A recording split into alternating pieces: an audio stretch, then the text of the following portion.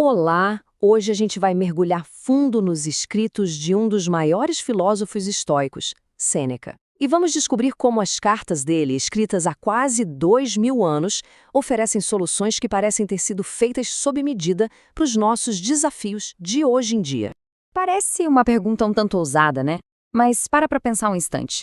E se toda essa ansiedade, essas amizades que parecem tão superficiais, e até o medo das dificuldades que a gente sente hoje, não fossem nada novos?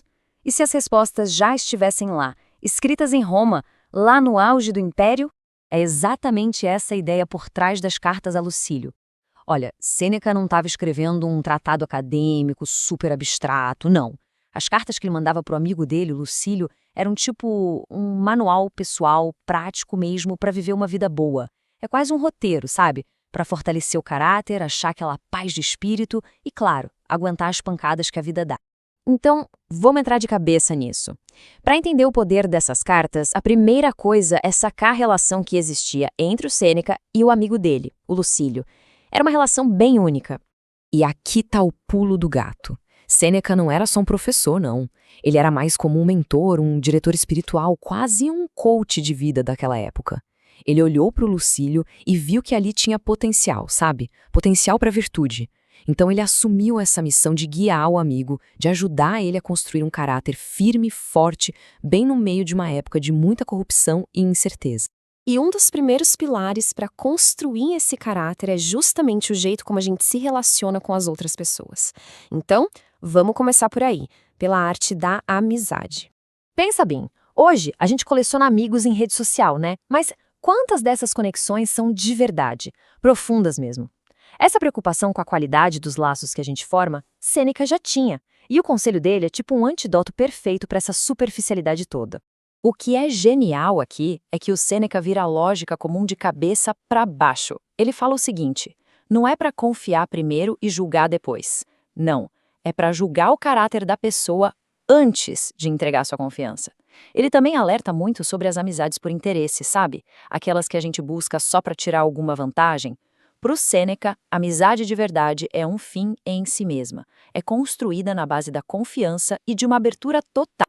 Essa frase, ela é o coração do que Sêneca pensa sobre amizade. Não tem espaço para meia-verdade, para esconder o jogo. A ideia é ter uma vulnerabilidade radical. O nível de confiança onde você pode ser com seu amigo exatamente como você é quando está sozinho. É um padrão bem alto, com certeza. Mas é isso que define um laço que realmente significa alguma coisa. Ok, saindo das relações com os outros, Sêneca agora nos joga na arena mais importante e, com certeza, a mais desafiadora de todas: a nossa própria mente. Tem uma passagem ótima em que Sêneca conta que morava perto de um ginásio super barulhento. Ele descreve todos os sons, o peso caindo, os gritos, mas a conclusão dele é surpreendente. Ele diz que nada disso importa. O barulho de verdade, a perturbação que realmente incomoda, vem de dentro.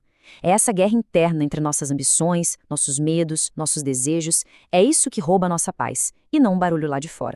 Sêneca compartilha essa pérola que ele aprendeu com o mestre dele, o Atenodoro. E ela ilustra o objetivo de um jeito brilhante. Imagina só, ter uma consciência tão limpa, desejos tão puros, que não haveria vergonha nenhuma em contar para todo mundo o que se pede aos deuses. Essa é a verdadeira tranquilidade. É não ter segredos que causam vergonha, não ter desejos obscuros. Então, o ponto central é esse. Não adianta nada mudar de cidade, de país, para tentar encontrar paz. É como Sócrates disse para um cara que reclamava que viajar não adiantava. Claro que não, você sempre levou a si mesmo junto. A mudança de verdade, ela tem que acontecer do lado de dentro. Tá, legal. Mas como é que a gente fortalece esse espírito, então? A boa notícia é que Sêneca não fica só na teoria, não. Ele nos dá um verdadeiro programa de treinamento para a mente. Pensa num soldado. Ele treina na paz para estar pronto para a guerra, certo? A lógica do Sêneca é a mesma. A gente tem que se fortalecer para os golpes da vida quando está tudo bem. Isso não é ser pessimista, viu? É ser preparado. É quase como tomar uma vacina mental contra o medo. E olha só um dos exercícios mais famosos dele. Ele diz o seguinte: de vez em quando, tiram os dias para viver com o mínimo do mínimo. Come a comida mais barata que tiver, veste a roupa mais simples, mais áspera, dorme no chão se for preciso, A ideia é experimentar de propósito aquela pobreza que causa tanto medo. E aí, depois de fazer isso, a pergunta que fica é: era disso aqui que eu tinha tanto medo? E a revelação é quase sempre a mesma. A dificuldade real, ela é suportável. O que é insuportável é o medo constante, a imaginação do que pode acontecer. Quando a gente encara o desconforto de frente, ele perde o poder que tinha sobre nós. E todos esses conselhos sobre amizade, paz interior, resiliência, tudo isso se amarra num conceito central super poderoso: o caráter. Para o Sêneca, não dá para separar quem a gente é de como a gente se expressa. Na famosa Carta 114, ele defende que o nosso jeito de falar é um diagnóstico direto da nossa alma. Ele diz que uma sociedade que está em declínio moral, por exemplo, vai desenvolver uma linguagem que também é decadente, sabe?